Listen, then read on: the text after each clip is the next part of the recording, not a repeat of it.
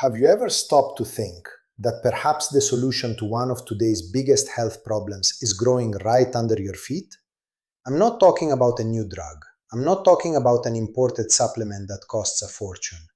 I'm talking about a plant, a common plant that grows on sidewalks, in backyards, and on vacant lots in virtually every country in the world, and which, according to nutritional analysis, may contain up to 4 times more magnesium than spinach, a mineral that, believe it or not, nearly 90% of adults don't get enough of every day.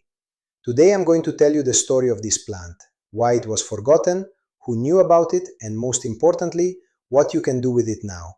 Let's go back in time, not decades, millennia. Over 2,400 years ago, archaeologists found a perfectly preserved body in Denmark.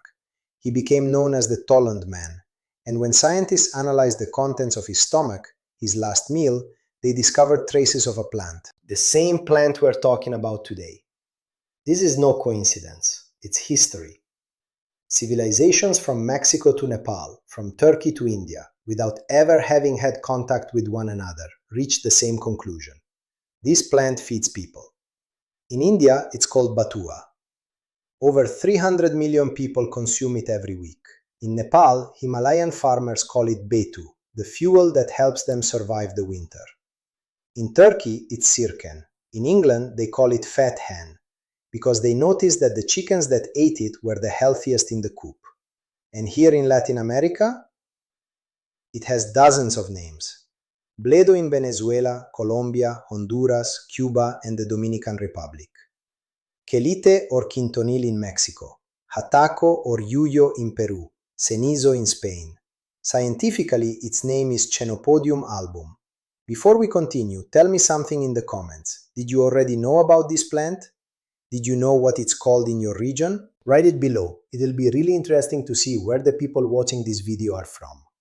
And if you haven't subscribed to the channel yet, do it now, because what comes next will completely change the way you see what grows in your backyard.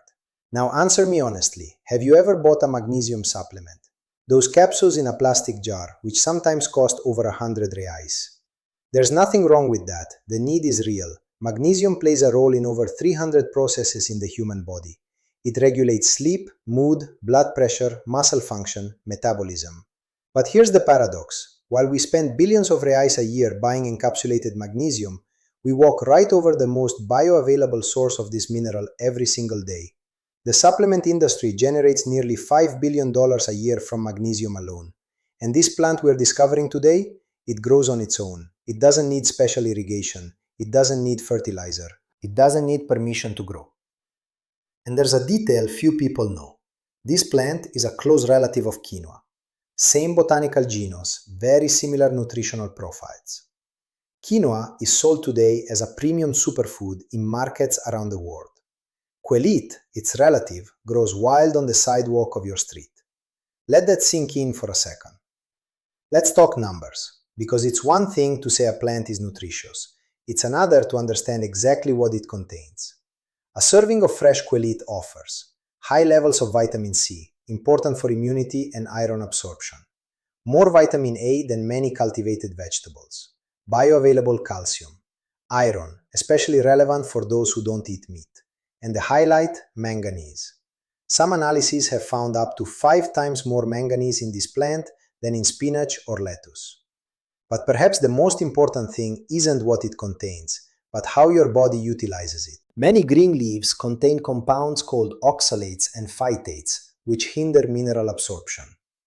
In kelite, this interference is significantly lower, meaning that a greater portion of the nutrients you consume actually reaches where it needs to go. And what about protein? The leaves already surpass most conventional greens. The dried seeds reach levels comparable to legumes. For a plant that no one plants, that no one waters, that no one buys, that's extraordinary. So the natural question is, if this plant is so nutritious, if it has fed entire civilizations, if it grows everywhere, why doesn't anyone talk about it? The answer isn't a conspiracy, it's something much simpler, and for that very reason, harder to see. Our economic system drives what can be produced, packaged, sold, and repurchased. And that's exactly where kelite doesn't fit in. You don't need to buy this plant every month. It doesn't depend on an industry to exist. In many cases, you don't even need to plant it. It just shows up. When something doesn't require constant purchasing, when there's no distribution chain, when it doesn't generate a profit margin, it disappears from the radar. Not because someone banned it, but because the system simply stops talking about it. I recently saw a comment that sums this up well. In Venezuela, they say that during the colonial era, the Spanish banned the consumption of bledo when they realized that the indigenous people who ate it grew taller and stronger. Whether legend or history, the symbolism is powerful. What truly nourishes us is often what's least likely to be found on store shelves. If you've made it this far, you already understand the importance of this plant. Now comes the most practical part of the video: how to recognize, grow, and consume quelite. But first, if this content is adding value to your life, click like now. This really helps the channel reach more people who need to know about this. You don't need to be a botanist to identify this plant. There's one characteristic that makes it unmistakable. The young leaves have a kind of silvery white powder on their surface, as if someone had sprinkled fine flour over them. This is natural, it's part of the plant, and it's one of its most striking visual features. The leaves are triangular or diamond-shaped, with slightly irregular edges. As the plant grows, small, compact green clusters form at the top. These are the flowers and future seeds. If you've ever seen quintonil or guauzontle at the market, that's exactly what it is. If you've ever pulled this plant out of your garden thinking it was a weed, that was it. And how do you grow it? The key is simple: stop pulling it out. If you want to give it a boost, scatter seeds in loose soil and water them at first. Once established, the plant takes care of itself. You can cut the leaves, and in a few days they'll grow back. It's a plant that works for you. Now, the best part: how to eat it. The young, tender leaves can go straight into a salad. The flavor is mild, slightly vegetable-like, without intense bitterness. But the most traditional and tastiest way to use it is sautéed. Use it exactly as you would spinach. Sauté with garlic and olive oil. Add to soups and broths. Mix into scrambled eggs. Stuff quesadillas, tacos, or savory pancakes. Add to any stew or rice dish. The young flowers are also edible, and the seeds, when ripe, can be toasted, cooked, or soaked, as versatile as grains. An important note: like most leafy greens, purslane contains compounds that in large quantities can hinder the absorption of certain minerals. To minimize this, all it takes is one simple trick. Blanch the leaves in hot water for 2 minutes before using them. Quick, easy, and completely free. Today, you've learned that the world's most bioavailable magnesium might be growing right now in your backyard, on your sidewalk, or on the lot around the corner. You've learned that this plant has nourished humans for over 5,000 years, that it's a close relative of quinoa, that it has up to 5 times more manganese than spinach, and that it's disappeared from the market not because it's bad, but because it can't be sold. The next time you see this plant, you won't ignore it. If you like this video, share it with someone who still buys magnesium supplements. You might just be saving a loved one's money and health.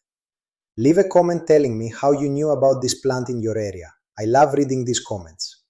Subscribe to the channel to keep discovering what nature knew before we did. See you in the next video.